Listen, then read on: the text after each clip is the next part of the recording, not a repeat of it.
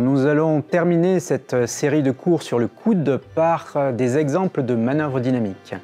Le coude se prête particulièrement bien à la réalisation de telles manœuvres dynamiques sous échographie, soit pour bien explorer des structures anatomiques normales, soit pour tester sa stabilité.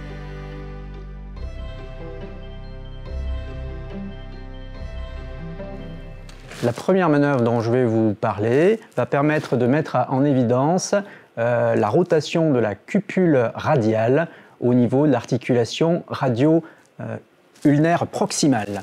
Donc voici la position de départ, la cupule radiale, on remarque le cartilage, le ligament annulaire ici, au passage les branches du nerf radial, et vous allez simplement réaliser des petits mouvements de rotation. Alors c'est particulièrement intéressant pour démontrer des fractures.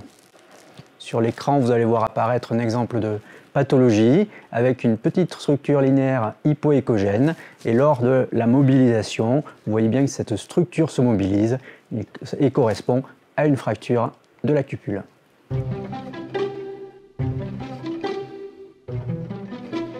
Voici une deuxième manœuvre, la manœuvre dite du cobra, qui va nous permettre par voie interne, comme vous voyez positionné ici, d'analyser le tendon du biceps. Alors voici le tendon du biceps au niveau de son insertion sur la tubérosité bicipitale du radius. Et le voilà, on arrive à le mettre en tension, à le faire tourner. C'est un peu un équivalent des coupes que l'on réalise en IRM en flexion du coude. Juste en avant de ce tendon du biceps, vous voyez le tendon du brachial qui lui ne se mobilise pas lors des manœuvres de pronosupination.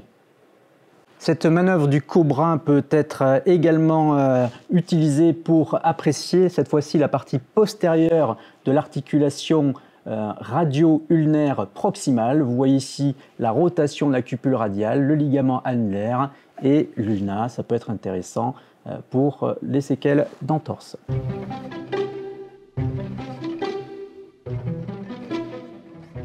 Avec cette troisième manœuvre dynamique, nous allons tester la stabilité du nerf ulnaire au compartiment interne.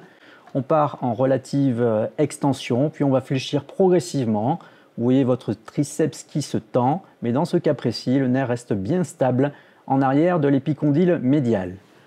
Un exemple d'instabilité du nerf ulnaire au coude. Vous voyez que le nerf ulnaire est bien en arrière de l'épicondyle médial, puis vient se subluxer en avant de ce dernier, accompagné d'une partie du triceps. Il s'agit d'un snapping triceps, variante de la normale dans ce cas.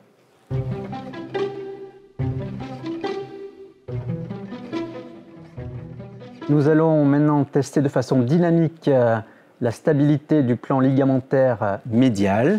Alors vous mettez dans ce plan-là, on est longitudinal dans l'axe des tendons et du ligament collatéral médial, et on réalise des manœuvres de valgus comme ceci.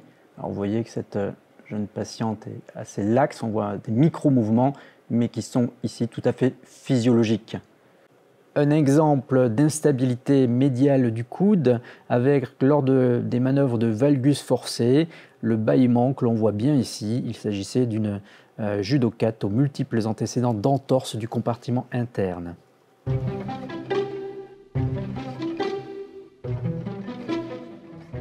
Il est plus difficile de tester la stabilité latérale. Alors voici une des manœuvres que j'utilise en mettant une surépaisseur pour surélever le coude et permettre la réalisation de mouvements de varus comme ceci. Et vous voyez que chez cette jeune fille, il n'y a pas du tout de bâillement, que la cupule radiale reste parfaitement en place. Vous voyez dans ce cas pathologique, chez une patiente aux multiples antécédents d'entorse externe du coude, cette subluxation de la cupule radiale. Les entorses graves du compartiment latéral ont pour conséquence une instabilité postérieure du radius que l'on pourra tester par la manœuvre suivante. Vous voyez une coupe sagittale sur l'internie articulaire.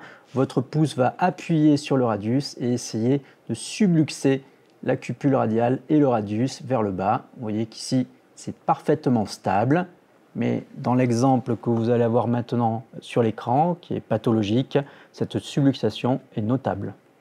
Les deux manœuvres que je viens de vous montrer pour tester la stabilité latérale sont un peu personnelles. Ce ne sont pas celles qui sont utilisées par les chirurgiens. Je vais vous en montrer deux classiquement utilisés par les chirurgiens et qu'on pourrait également s'approprier en échographie. La première consiste à faire fléchir comme ceci l'avant-bras, paume de main vers l'avant et à demander à la patiente de pousser. Vous pouvez en même temps essayer de regarder ce que ça donne sur l'image et vous voyez qu'ici, il y a une stabilité parfaite de votre cupule radiale, aucun signe d'instabilité.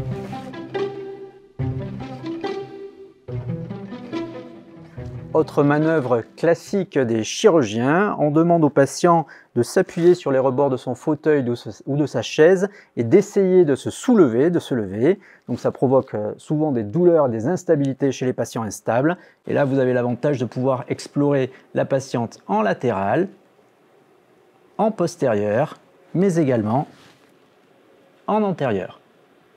Je vous ai montré quelques exemples de manœuvres dynamiques sous échographie pour le coude, puisque ça s'y prête particulièrement bien. Bien entendu, ce n'est pas exhaustif et c'est à vous de trouver vos propres manœuvres dynamiques. À vous la sonde.